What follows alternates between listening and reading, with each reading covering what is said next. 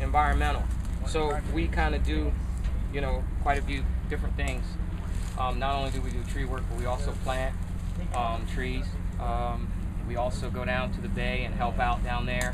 So we do quite a, few various things. So what we try to do is if we take one down, we try to plant one, which is important because we can't lose too many of our trees.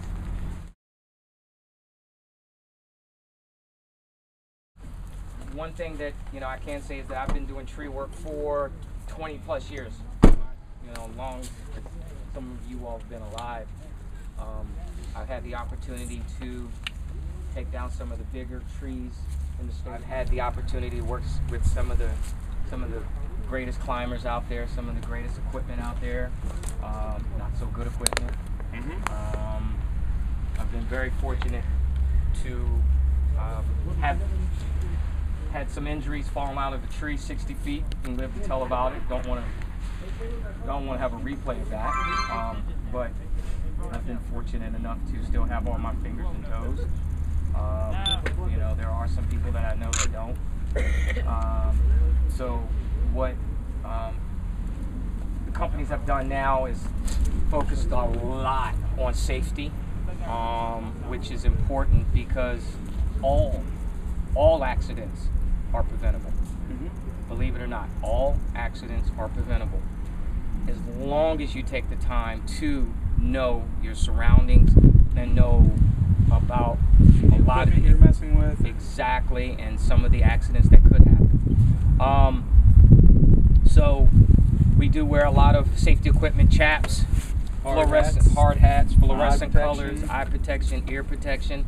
Yes, ma'am. Has anyone ever died doing this? Yes, ma'am. I had a very close friend that touched 33,000 volt wires and died instantly, and it was not a pretty sight to have to go and get him. And I cried just immensely. I've seen people fall out of bucket trucks. I've seen people fall to their death. Power lines. There was recently people that have been drawn through a chipper. That's not a pretty sight. There was a father with his son that was out doing tree work. The son was the climber, and the son was in a bucket truck taking a tree down, and came in contact with power lines. There's nothing you can do once somebody is on power lines. You basically can't really do anything for them until they break contact with the line or the power gets shut off. This guy had to watch his son, that's how. And they're gone. Yeah, it's a terrible sight. The smell is awful. And you know what? I have seen it. I can tell you that it's not a pretty sight.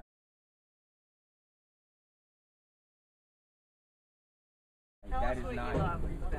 What I love about this? Everything. Oh my God! Just to be up there. It's my sanity. It's my sanity. Believe it or not, it's my sanity. I like just being able to be up there and to watch an owl dive by you. We see red-tailed hawks fly by you. To see squirrels interact. Oh my gosh, that's great. Did y'all know that raccoons bark? Y'all didn't even know that, did you? Yeah. Raccoons actually bark. So do squirrels. They make a to heck of a protect noise. their family. And I've had a raccoon in a hole. I've actually tasted some of the best honey in the world from honeycombs out of just regular oak trees, ripping pieces. Well, I paid the price for it. Yes. It stung.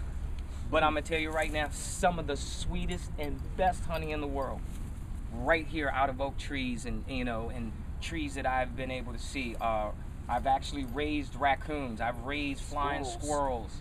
My kids have played with them. We've had them nibble on our ear to wake us up to eat, and they wash their food.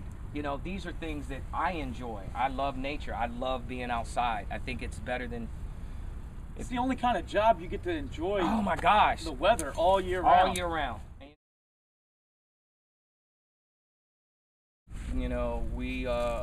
We use our upper body strength to get around in trees. something I touched on earlier is in the state of Maryland, we're allowed to wear hooks only if we're taking a tree down. A lot of times the other way we climb trees is basically with our hands, feet, and a saddle that we have over here. We use certain type of ropes, similar to what rock climbers use. Could you explain when you're talking about hooks? What are you talking about? I think I have a pair on the truck. Does it make a hole or something in the tree? Yes, it basically does. It goes on your foot, and it's just a metal thing, comes up like about halfway up your leg, and then there's a metal gaff that comes off the inside of your foot and goes into the tree. So Basically, yes, you're kicking like that, and you can basically walk right up the tree. You don't wear them when you're pruning a tree, basically, because you're putting holes in the tree. You're hurting the tree, essentially. We were just talking about some diseases. Why do you think they wouldn't want to put holes in the tree with their feet? Ruin it. Say again? What were you saying? Start forming all the knots.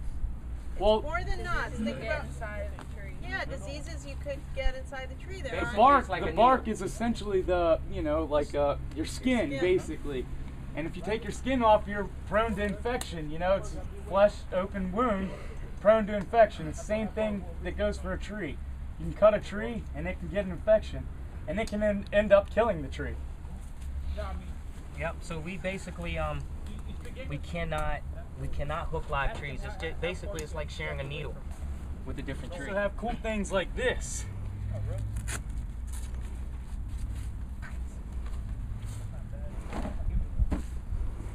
Right here, this, if you can't get to where you need to be, you take this thing, you throw it up in the tree, it lands where you want it, then you take this off and you run your rope up through there. Now your line's set up in the top of the tree, you don't have to worry about falling down because you're tied in. Anybody been in a Boy Scouts? Boy Scouts, Girl Scouts? Anything? No? No? Really? Really? Man, I was in a Boy Scout. You were a Girl Scout? You were also? Did y'all have to learn how to tie knots? No? Y'all Really? didn't have like a knot tying passing class? Oh, okay.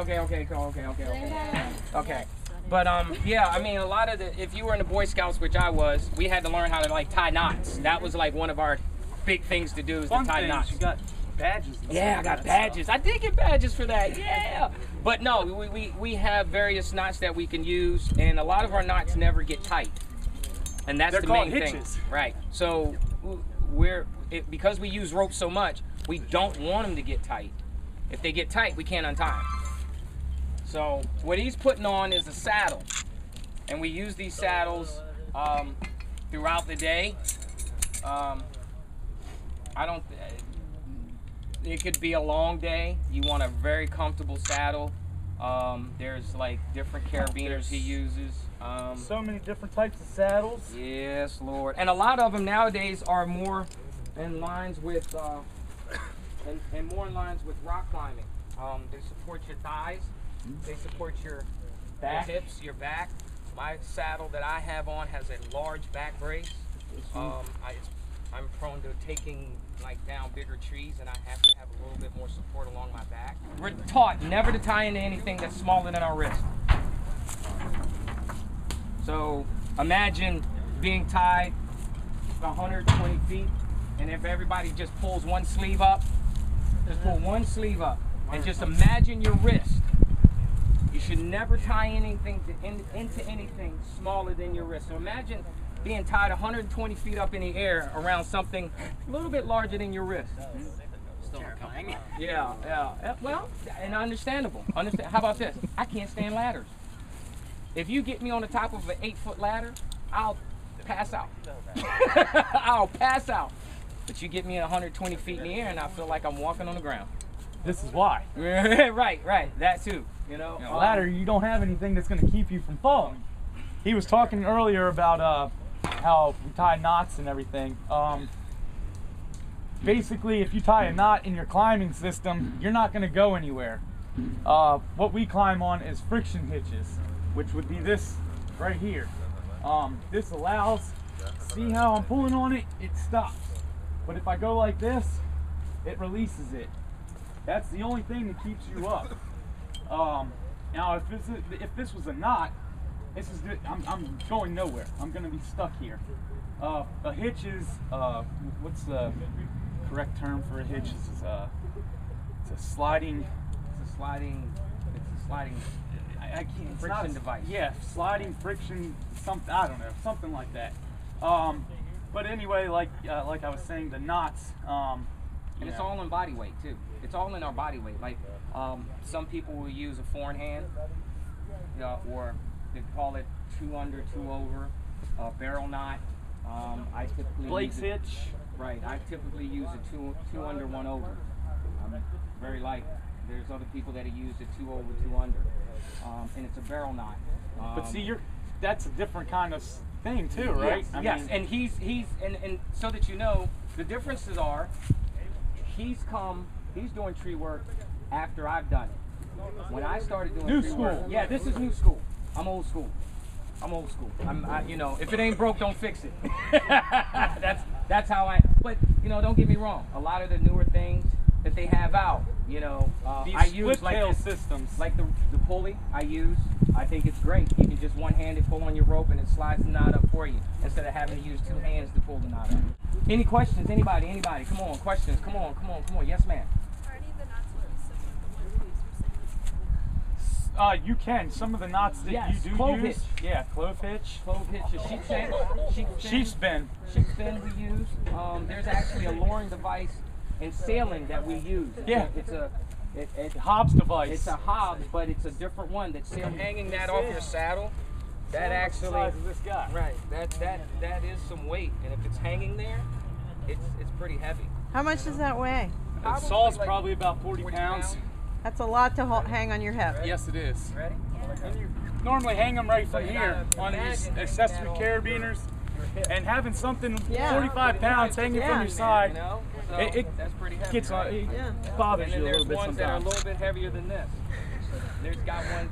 They got one called an 088. It's got a 6-foot bar on it. The bar on it, the bar is as tall as I am. The body of the saw is, it's probably about that big. Got it? And it has a chain brake on it too.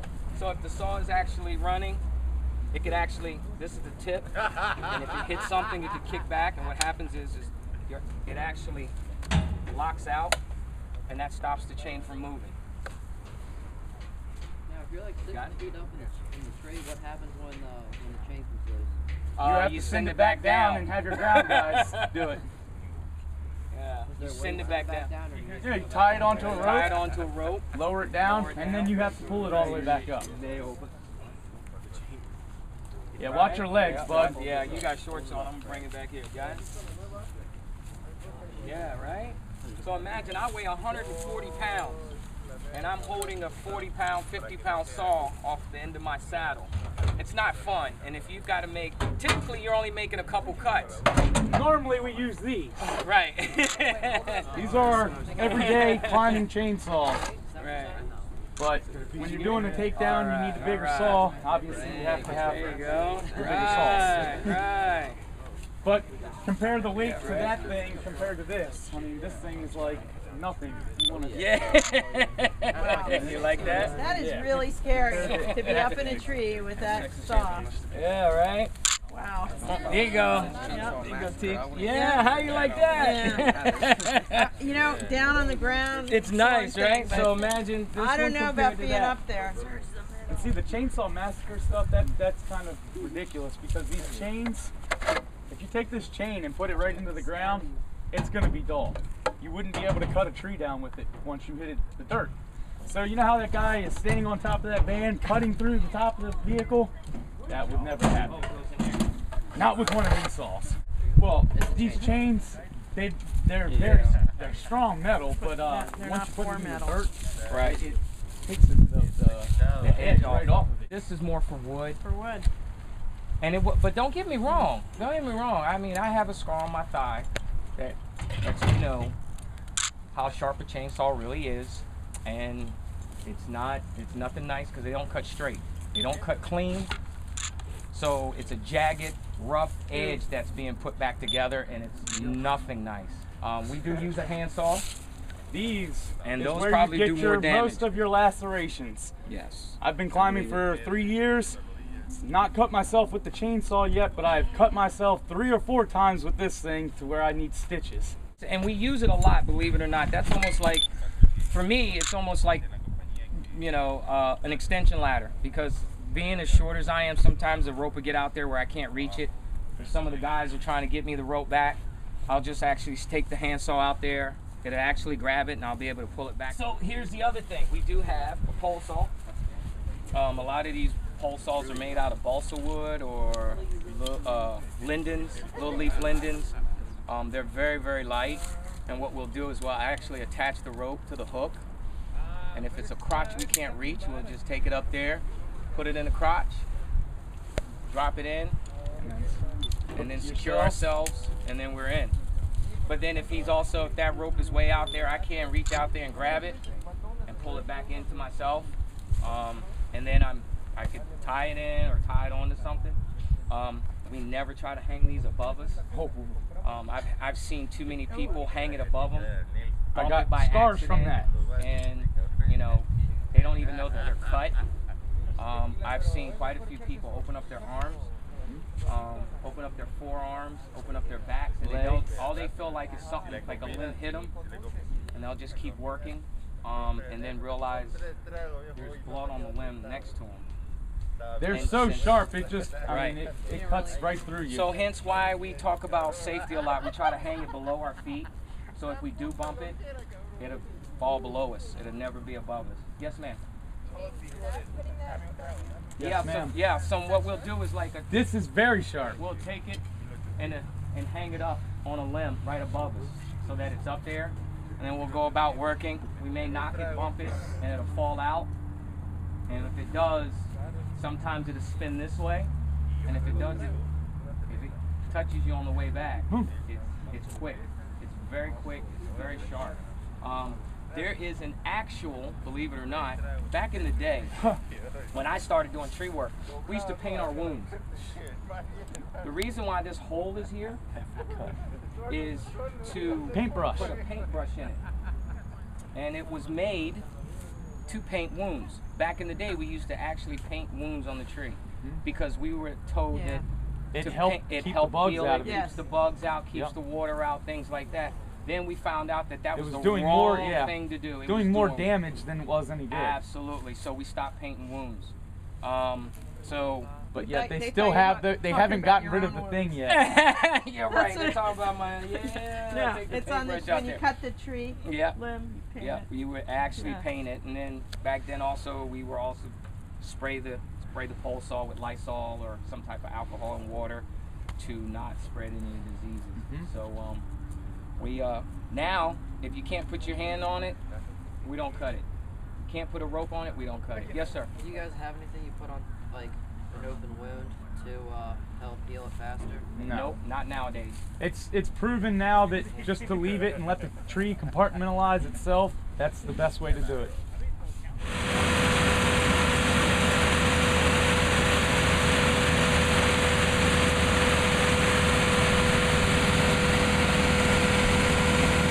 This is being operated by a remote control.